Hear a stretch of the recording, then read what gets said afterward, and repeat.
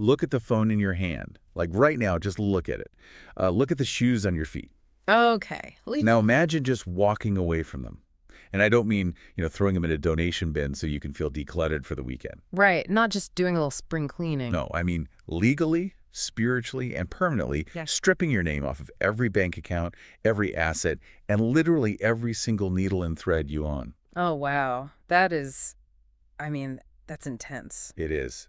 We are talking about shedding your belongings to such an absolute extreme that it fundamentally alters your entire existence in the world. Which is fascinating because, it challenges the very core of how we navigate modern society. I mean, we are inextricably anchored to the physical world by the things we call ours.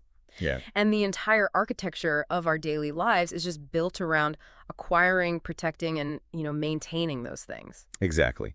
Which is why we are taking a deep dive today into a really fascinating 2022 essay that completely upends that architecture. Yes, the Sui-Feng essay. Right. It's titled Owning Nothing, Possessing Everything, A Life of Freedom, written by a man named Sui-Feng. And our mission here is to explore the absolute extreme mechanics of how someone actually executes this in the modern world. Because it's one thing to say it, but another to actually do it. Totally. We're looking at the undeniable paradoxes it creates, and really the psychological reality of a man who claims to have found absolute, profound freedom by giving up everything. And we really want to look at his claims and this whole philosophy objectively, right? Like a mirror held up to our own relationship with the material world. Right. We're not here to validate or criticize his underlying belief system.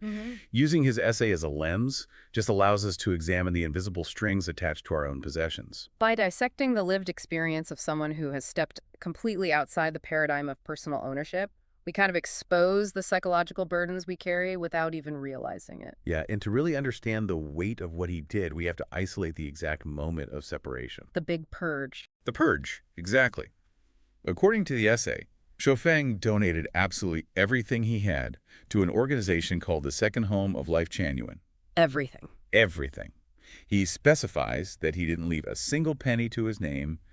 He closed his personal bank accounts, he completely drained his savings, and he actually goes out of his way to explicitly state that he didn't keep, quote, a single needle or thread.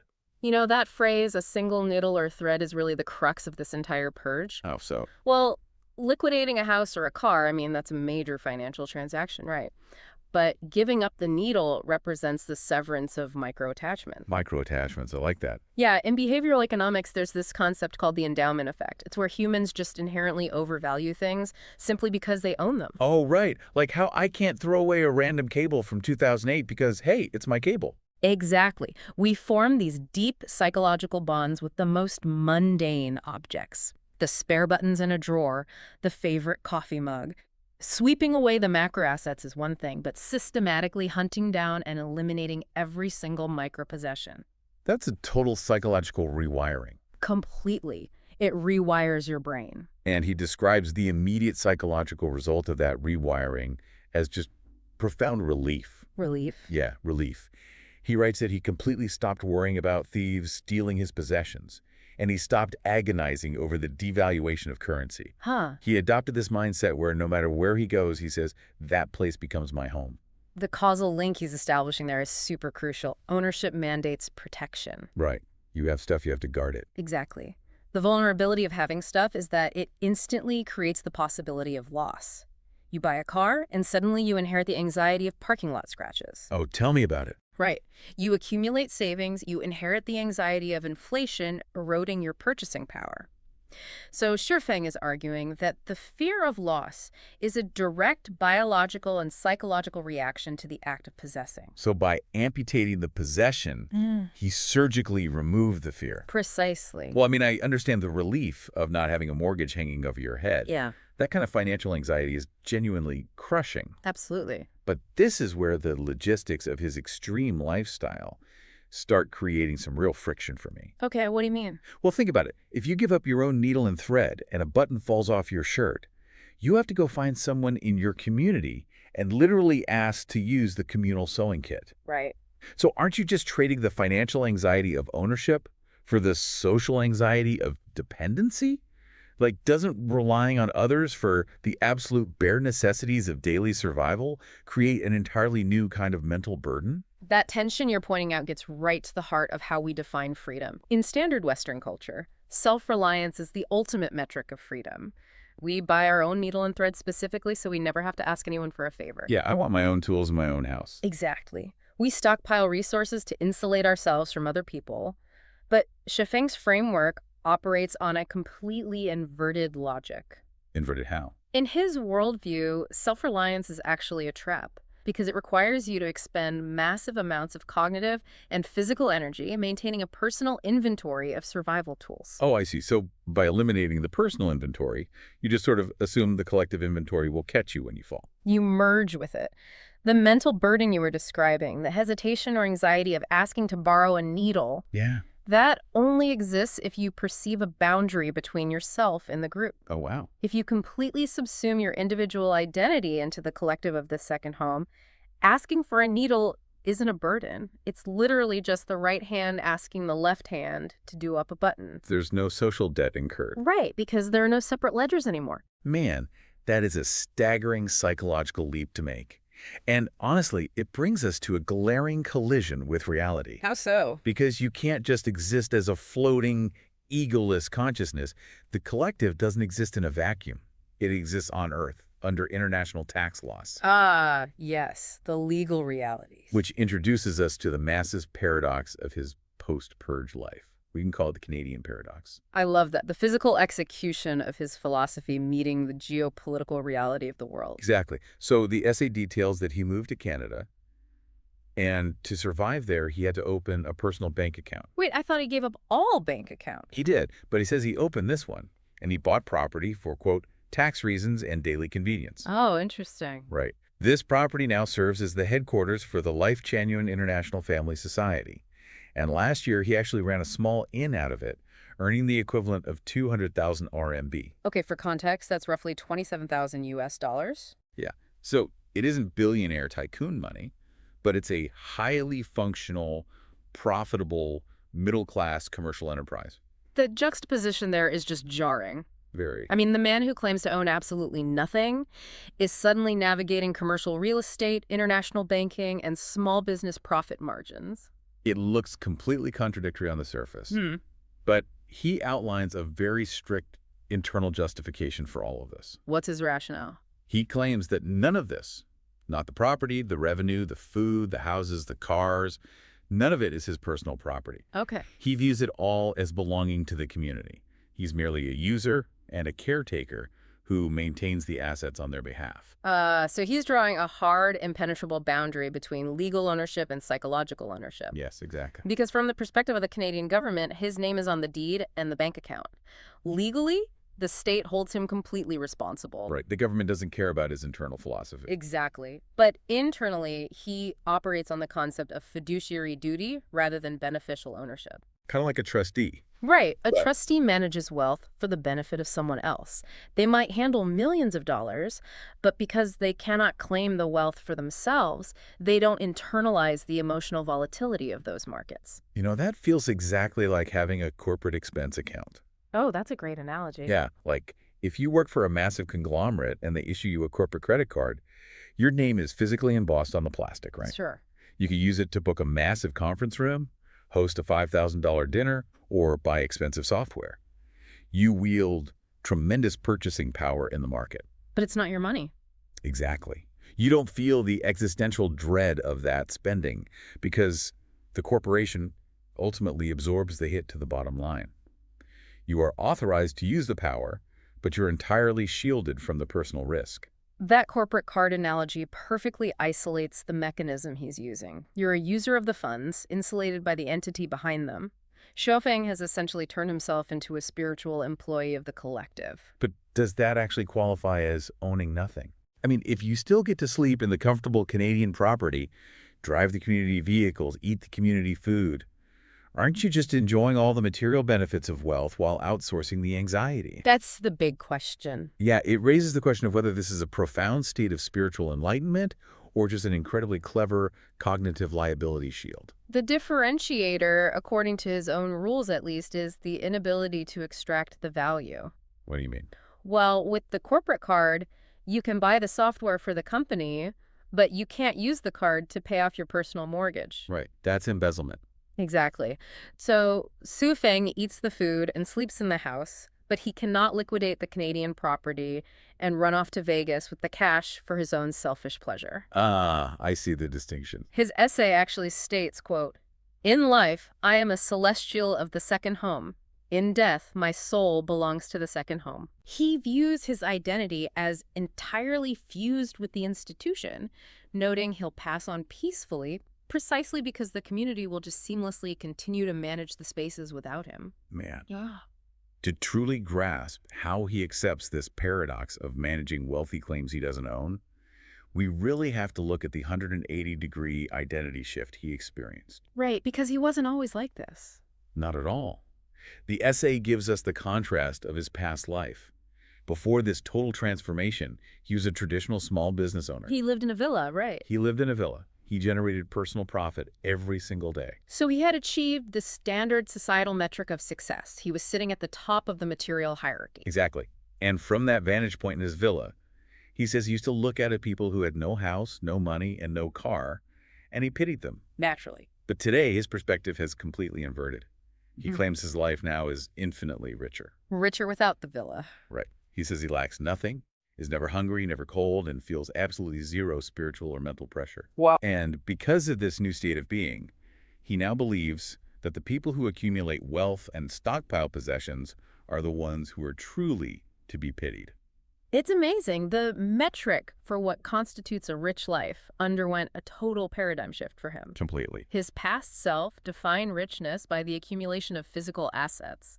His current self defines richness by the accumulation of freedom from responsibility. I love that phrasing. He views the executives chasing the villas and the cars not as successful, but as prisoners. They're trapped in a cage of their own making, just endlessly guarding their gold. There is a really fascinating psychological quirk hidden in that transformation, though. Oh, what did you spot? Look at the structure of his thought process. In his past life, he looked down from his physical villa, saw the poor people, and felt pity. Okay, yeah. Today, he looks out from his enlightened communal existence, sees the rich people in their physical villas, and feels pity. Oh, I see where you're going. His bank balance flipped, his lifestyle completely changed, but his habit of looking at an outgroup and feeling a sense of pity stayed exactly the same. That is the persistence of the comparative mindset. It's so deeply ingrained. Yeah. It reveals just how difficult it is to completely shed the ego, even in a life dedicated to egolessness. Human beings are deeply, fundamentally wired to understand our place in the world by comparing it to others. We're always navigating social hierarchies. Exactly. We're always looking for who is above us and who is below us. He just changed the currency he uses to feel successful. He swapped out financial superiority for spiritual superiority. Yep. He still has that fundamental human need to look at another group and say, you poor souls, you don't have it figured out like I do. The ego is highly adaptable, isn't it? It really is. When you strip away its ability to feel superior about a bank account, it will just find a way to feel superior about having no bank account. Exactly. But, Xu Feng doesn't just present this as a personal memoir of conquering his own ego or finding his own peace. No, it goes much further than that. The essay scales up dramatically at the end. He positions this transformation as a viable, scalable, utopian blueprint for all of humanity. Which is quite the leap. It's a massive leap. He paints this huge vision for the future, claiming that if no individual had private property or personal bank accounts, human society would achieve true harmony. True harmony. Yes. He envisions the Earth becoming a literal paradise, where everyone enjoys the well-being of possessing everything collectively. And the payoff he's promising isn't just a stable economic system, right? No, it's an ultimate spiritual ascension. He claims that under this system, each person will become an angel, a bodhisattva, which, in Buddhist traditions, is a profoundly enlightened being on the path to Buddhahood or a celestial being. Eventually ascending to the heavenly kingdom upon death. Right. He calls this the, quote, most beautiful way of life. The fusion of a practical economic model with a definitive spiritual endgame is really striking here. Yeah, how do you mean? Well, throughout history, a lot of religious traditions view poverty or shedding wealth as a vow of humility. It's a step on the path to enlightenment. Sure, like monks taking vows of poverty. Exactly. But Xu Feng is presenting a direct causal equation. Removing personal property isn't just a good idea for social equality. It is the exact mechanical requirement for a human being to achieve divine status. That is wild. He is essentially proposing a Marxist economic solution to achieve a Buddhist and celestial ascension. Abolish the private bank account, become a bodhisattva. Which is an incredible promise. But when you actually try to apply that blueprint to the real world, the friction of scale is overwhelming. Oh, absolutely. The scale changes everything. It's one thing to find operational harmony in a small, intentional community where maybe 50 or 100 people all voluntarily opt in. Right. They all signed up for it. Yeah, everyone there consciously agrees to share the cars, eat the communal food, and pool the $27,000 from the inn. But proposing a universal reset on personal wealth to turn 8 billion humans into celestial beings. It ignores the chaotic reality of human desire. Exactly. Utopian models almost always rely on a uniformity of human behavior that simply doesn't exist in the wild. Yeah. Schwething's blueprint operates on the assumption that the desire to own things, the instinct to call something mine, is entirely a cultural construct. Like it's just a bad habit learned from capitalism. Right, a habit that will just evaporate once the system is dismantled. But what happens in this earth-wide paradise when someone decides they actually just want their own needle and thread? Exactly. What if a person paints a picture and they want to keep it in their own room rather than letting the communal committee decide where it hangs in the headquarters? It's a great point. The second a single individual asserts a desire for private exclusionary ownership, the entire utopian structure is forced to either accommodate the friction or suppress it. Which touches on one of the oldest philosophical debates out there. Nature versus nurture. Essentially, yes. Are humans inherently territorial, or are we just reacting to the environments we build? Critics of absolute communalism argue that attempting to suppress the innate human drive for personal autonomy doesn't create harmonious angels. It creates deep systemic resentment. But the proponents would disagree. Oh, fiercely.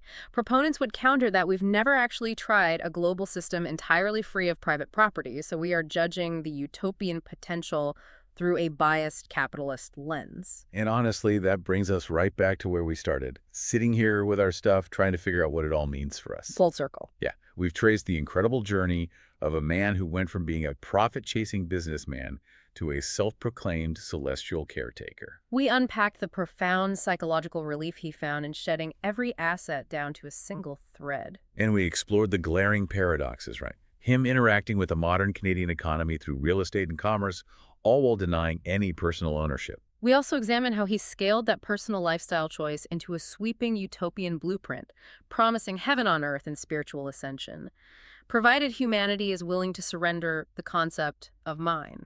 So before you move on with your day, I want you to look back at those objects around you. The ones we talked about at the very start of this deep dive. Exactly. Look at the device you're holding. Look at your bag, your car, your clothes. Ask yourself, Yeah. are these items tools that genuinely empower you? Or are they burdens? Are they things you spend just a little too much time worrying about protecting, upgrading, or losing? It really forces you to evaluate the power dynamic with your physical environment. Asking fundamentally, does this possession serve me, or do I serve it? It's a heavy question. But I want to leave you with one final provocative thought to mull over today, building directly on Guething's vision. Okay, let's hear it. His ultimate goal is a harmonious paradise where the fear of loss, whether from thieves or currency devaluation, is completely eradicated because everything is perfectly shared. Right. But think about what else might vanish in that scenario. If we remove all personal stakes in the physical world, if we have absolutely nothing that is uniquely ours to protect, to build, or to risk, do we also remove a fundamental part of what drives human passion and individuality? Mm-hmm. If we are all just identical caretakers of a collective frictionless paradise, do we risk losing the unique personal friction that makes us who we are?